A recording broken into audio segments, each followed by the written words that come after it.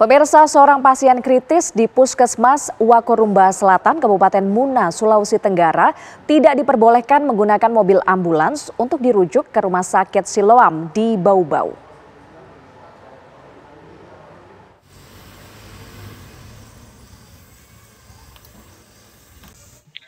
Ironis, mobil ambulans yang ada di Puskesmas Wakorumba Selatan, Kabupaten Muna, Sulawesi Tenggara, tidak bisa dipakai oleh pasien yang harus dirujuk ke Rumah Sakit Siloam yang ada di Kota Bau-Bau.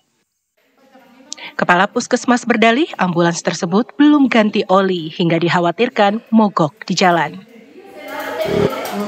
Itu mobil Pak, operasi terus, standby di Puskesmas. Tapi kena itu waktu bermasalah mobilnya karena kemungkinan karena banyak pasien saya sudah lebaran itu Pak, jadi olinya bermasalah, belum sempat diganti. Tapi subuh itu sempat membawa pasien di Kamosope.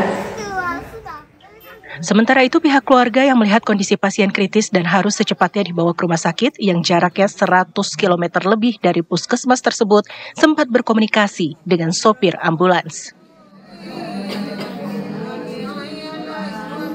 Dikonfirmasi kepada pihak sopirnya, di situ saya mau disampaikan bahwa ongkosnya 1,3 dalam hal ini. Saya bilang nggak masalah. Sopir menjawab lagi, katanya di atasnya itu bidan senior di situ mengatakan, oh ya berarti 1,5 katanya. Saya bilang enggak masalah, olinya pada saat. Jadi saya bilang tinggal ganti.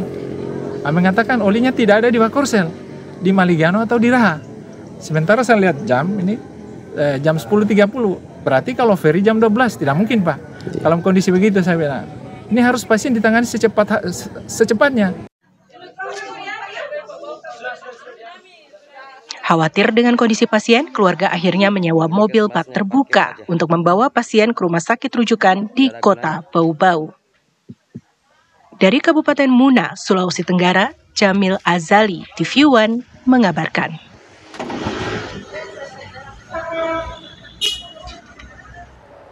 Pemirsa, seorang pasien kritis di Kabupaten Muna, Sulawesi Tenggara gagal menggunakan ambulans puskesmas untuk dirujuk ke rumah sakit. Pihak puskesmas berdalih ambulans belum berganti oli. Untuk mengetahui kronologi sebenarnya, kami sudah bersama dengan Bapak Halimin, perwakilan dari pihak keluarga korban, dan juga ada Bapak Laode Muh Azizwan, selaku Kepala Dinas Kesehatan Kabupaten Muna. Kami akan ke Pak Kadis terlebih dahulu. Selamat pagi Pak Kadis. Selamat pagi Mbak.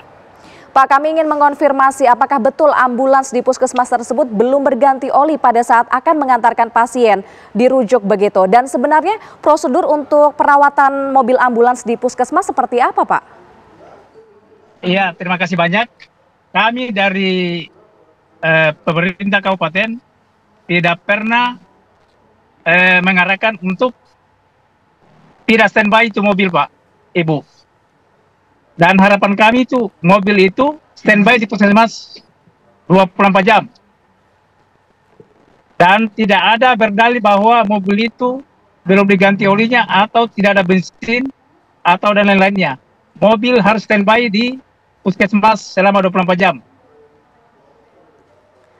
Tapi kenyataan di lapangan ada keluarga korban yang menemui ambulans pengakuan sang sopir belum diganti oli Pak. Bagaimana temuan dari pihak Dinas Kesehatan sendiri? Iya, kami dari Dinas Kesehatan, posisi saya sekarang masih di Kolaka menghadiri hari ulang tahun Sulawesi Tenggara di Kolaka. Dan insya Allah setelah balik dari Kolaka, kami akan turun di puskesmas untuk investigasi lebih lanjut. Berarti apakah saat ini pihak Dinas Kesehatan sudah berkomunikasi dengan pihak puskesmas Pak? Sudah ada komunikasi. Sudah ada komunikasi dan dia berdalil bahwa belum ganti oli. Harusnya dia utamakan pasien dibanding oli itu. Apalagi oli keberadaannya tidak ada di Muna, harus dibeli di Raha. Dan Raha itu membutuhkan waktu yang cukup lama. Dan pasien segera membutuhkan pelayanan. Dan insya Allah dalam waktu dekat ini kami akan turun di Puskesmas untuk investigasi lebih lanjut kepada Kepala Puskesmas. Iya, tapi Pak, sebenarnya prosedur perawatan ambulans di Puskesmas itu seperti apa harusnya? Prosedur perawatannya? Perawatannya itu jelas, perawatannya sangat jelas dan tidak ada intervensi dari dinas dan ambulans itu tetap standby di Puskesmas. Karena selama ini kita tidak pernah mendapat laporan bahwa Puskesmas mobil itu dalam keadaan rusak. Baik, jadi selama ini tidak Atau pernah tidak ada bisa laporan ya Pak ya? Iya. Oke, baik, kita akan tahan dulu ya Pak, informasi lainnya kita akan beralih ke pihak keluarga nih Pak untuk mengetahui kronologi dari kasus ini. Ada Pak Halimin, selamat pagi Pak Halimin.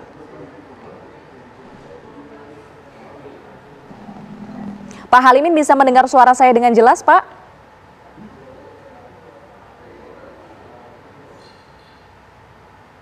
Selamat pagi Pak Halimin.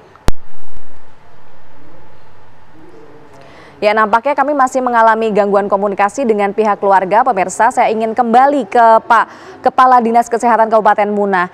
Pak Kadis, ini nanti jika ternyata benar Bapak melakukan sidak ke pihak Puskesmas dan menemukan kondisi tersebut atau ambulans yang belum atau tidak terawat, begitu sehingga gagal membawa pasien untuk dirujuk ke rumah sakit, apa yang kemudian menjadi sanksi dari pihak Puskesmas, Pak Kadis?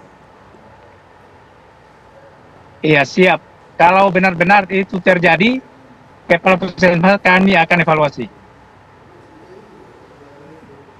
Oke, Pak Kadis, sebelumnya juga pihak keluarga ini menyebutkan bahwa ada harga yang dipatok oleh sopir dari ambulans tersebut. Sebenarnya aturannya seperti apa sih Pak? Iya, memang itu Bu, dalam anggaran itu tidak ada anggaran khusus untuk biaya pengantaran pasien dimanapun. Tidak ada anggaran khusus. Berarti memang. Jadi selama ini saya pernah jadi camat di suatu wilayah. Selalu kita putuskan bersama dengan pemerintah desa dan tidak ada alasan untuk tidak dilayani pasien-pasien yang membutuhkan biaya rujukan. Itu artinya biaya pengantaran seharusnya dibebankan kepada siapa Pak? Biasanya selama ini selalu kita koordinasi dengan kepala desa. Dan nominalnya, apakah ada nominal tertentu? Halo.